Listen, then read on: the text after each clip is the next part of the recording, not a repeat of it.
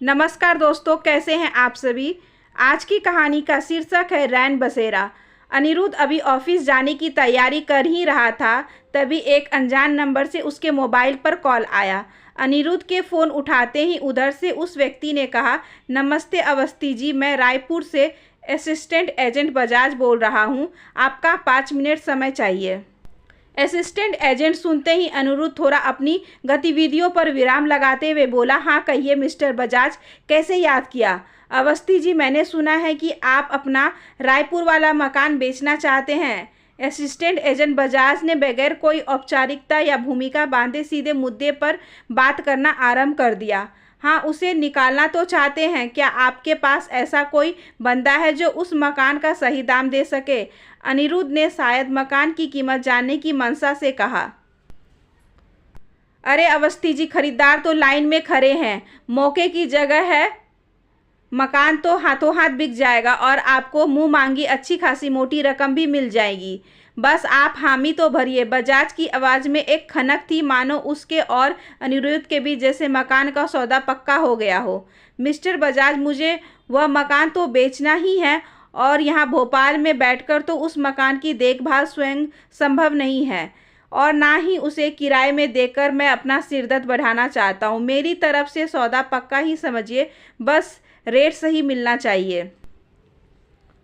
यह सब कहते हुए अनिरुद्ध का कंठ भर आया। उसके लफ्जों में उनके भावों का कोई मोल नहीं था। वह कह कुछ रहा था और उसके चेहरे का भाव कुछ और ही बयां कर रहे थे।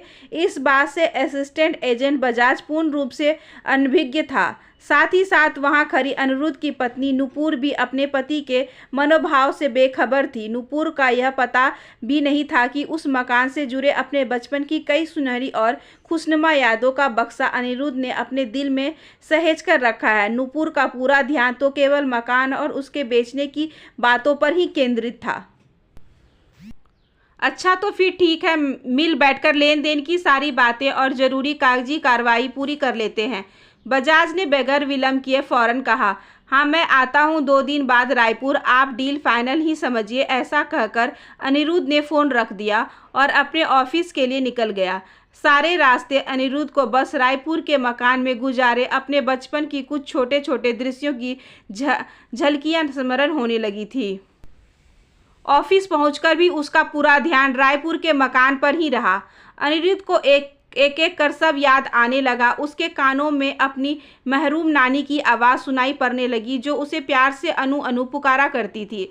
अनिरुद्ध स्वयं को उस घर के आंगन में खिलखिलाता दौड़ता हुआ देख रहा था और अपनी नानी को अपने पीछे उसे पकड़ने को भागती हुई, माँ को विशाखा मामी के संग सब्जियां साफ करती और हंसती हुई। यह सारे दृश्य चलचित्र की भांति अनिरुद्ध की आंखों में समक्ष दृष्टांत हो रहे थे।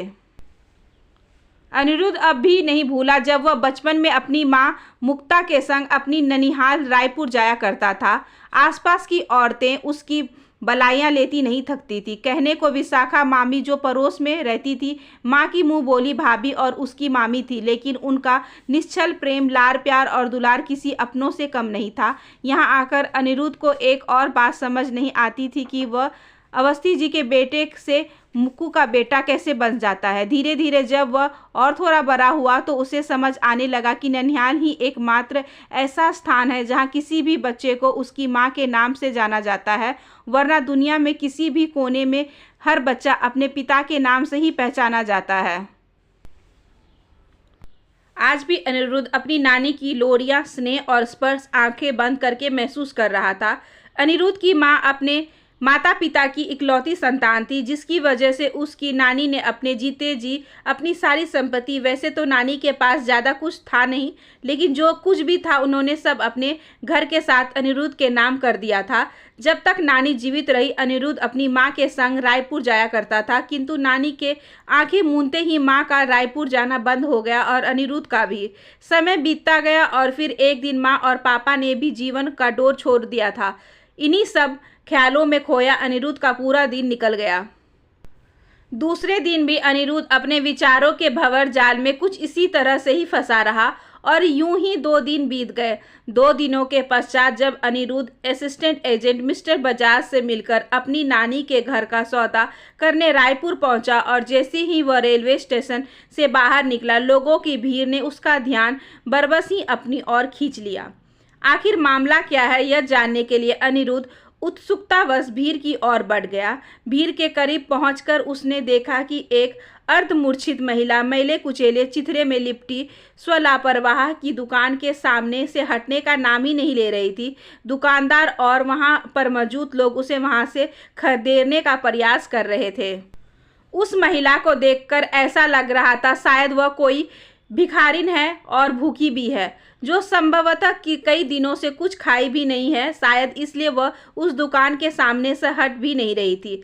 अनिरुद्ध ने जब उस महिला को गौर से देखा तो वह सन्न रह गया। उसकी आंखें झिलमिला गई। उसे पहचानना मुश्किल था, लेकिन अनिरुद्ध की स्मृति पटल में इस महिला की अमिट छवि आज भी जीव सजीव है। यह महिला कोई और नहीं, विशाखा मामी थी।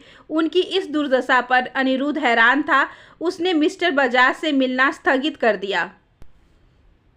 अनिरुद्ध ने फिर विशाखा मामी को वही सामने की दुकान से खाने का कुछ सामान लेकर खिलाया और सीधे उन्हें लेकर स्थानीय हॉस्पिटल पहुंचा, क्योंकि विशाखा मामी की हालत काफ़ी खराब थी और वह अनिरुद्ध को पहचान भी नहीं रही थी। डॉक्टर ने बताया कि उनकी यह हालत सदमे की वजह से है, जो समय के साथ ठीक हो जाएगा, लेकिन कम से कम 15 दिनों के लिए उन्हें हॉस्पिटल में रखना होगा। विशाखा मामी को हॉस्पिटल में भर्ती कराने के उपरांत जब अनिरुद्ध ने उनके इस दुर्दशा का कारण मालूम किया तो पता चला कि उनके दोनों बेटों ने उनका घर बेच दिया है और रुपयों को आपस में बांट उन्हें यहाँ अकेला छोड़कर भाग गए हैं। तब से विशाखा जी बेसहारा यहाँ वहाँ भटक रही हैं।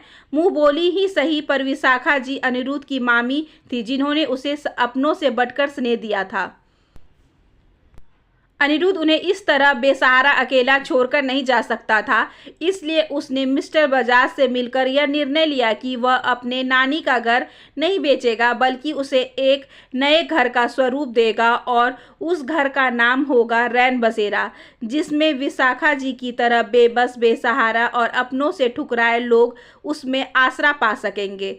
15 दिनों के बाद जब अनिरुद्ध हॉस्पिटल पहुंचा और उसने विशाखा जी को रैन बसेरा के बारे में बताया तो वह बहुत प्रसन्न हुई, लेकिन जब अनिरुद्ध ने उन्हें अपने संग भोपाल चलने का आग्रह किया तो उन्होंने यह कहकर इनकार कर दिया, अनु बेटा, मुझे यहीं रैन बसेरा में ही रहने दे, ये ही रहना चाहती हूँ। यहाँ रहकर मैं अपने जैसे लोगों का दर्द बांटना चाहती हूँ। विशाखा जी का मान रखते हुए अनिरुद्ध उनकी बात मान गया और अपनी नानी का मकान, जो अब बेबस, बेसहारा लोगों का रैन बसेरा था, की बागडोर अपनी मामी विशाखा जी को देकर प्रसन्नचित्त मन से भोपाल लौट आया। आशा करती हूँ कि आज की ये छोटी सी कहानी आपको अच्छी लगी होगी। अगर अच्छी लगी हो तो please like, share and subscribe करें हमारे चैनल को, ज़्यादा से ज़्यादा शेयर करें और बेल आइकन को ज़रूर प्रेस कर लें ताकि अगली वीडियोज़ की नोटिफिकेशन आपके पास सबसे पहले पहुँचे। धन्यवाद।